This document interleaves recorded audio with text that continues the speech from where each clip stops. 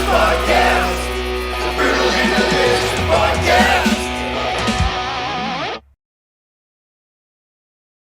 What's up, everybody? This is Dark Macek with Brutally Delicious, coming at you with a review of Dreamwalkers Inc.'s brand new album, The First Tragedy of Klahera. Wow, that was hard to say. So Dreamwalker Inc.'s first album came out back in 2019, and unfortunately, that's a terrible time to start a career right before COVID when you probably can't tour behind it. That said, they very boldly released a live album in 2020. I don't know when it was recorded, but that's like an oxymoron. A live album from 2020, I would swear that was like the password to a speakeasy or something. They then followed that up by releasing this on Black Friday. I guess it's not like years of yore where people actually go to stores because Cyber Monday is mostly taken over. But still, bold choices. Stylistically, this band was pretty hard to describe. There are swaths of the album that actually did not strike me as metal at all.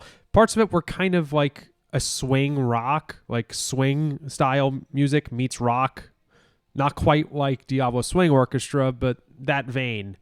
There were definitely some heavy tracks in the album, It Lives probably being the most prominent. But there were also quite a few tracks that were more proggy and rocky. Like, what's a term for like rocky styled metal? Colorado metal? I don't know.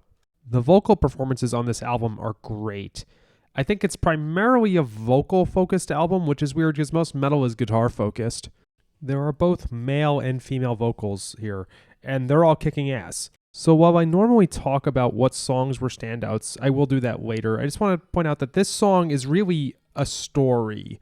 And more so than most other concept albums, this one really leans into the idea of making you feel like you're in the midst of whatever is going on.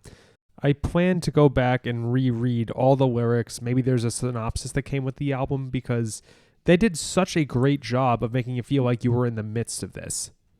I'm going to take help from this, but I think the immersion factor here is far greater than in Nightfall in Middle-earth. So talking about some of the songs, early on in the album, Child of the Blood Moon is definitely a standout. I remember the vocals here being really, really nice. Broken Puzzle Piece. There was a really cool chorus here that made great use of a choir vocal style. The male voice in this song reminds me of an early James LaBrie. And to a lot of people that seems negative, but come on, James LaBrie on Images and Words was great. Celebration. This was a wonderfully cathartic track. I can tell that it's something like a festival in their story. Some of the guitar stuff, in a weird way, kind of reminded me of Trans-Siberian Orchestra. It had this vibe, even though it's not at all about Christmas, but it evoked the same kinds of feelings. I presume a lot of you might work corporate jobs, and there's definitely a sigh of relief we all breathe after Thanksgiving, which is like, okay, phew, the year's over. We got a couple weeks of respite. This reminded me of that. Lastly, the album closer, Chain of Consequences. I repeat, Chain, not Train. This is not a Megadeth cover.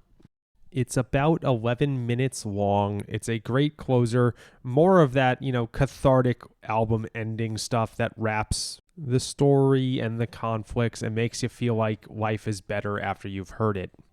The song itself is a slow burn, but boy, is that payoff worth it. So, you released your first album right before COVID. Then you released a live album during COVID, during like 2020 peak COVID. Then you release this album on Black Friday. I'm thinking next release is next year on Election Day. How's that for an idea? Another concept album, you record two, and depending on who wins the election, you release one of them the day after. I kid. You did a great job with this. I definitely want to go back and listen again, and this time perhaps read the lyrics to totally get what's going on. It's hard to get concept albums on a first go, but inspiring people to listen again is doing your job to the max. Rock on.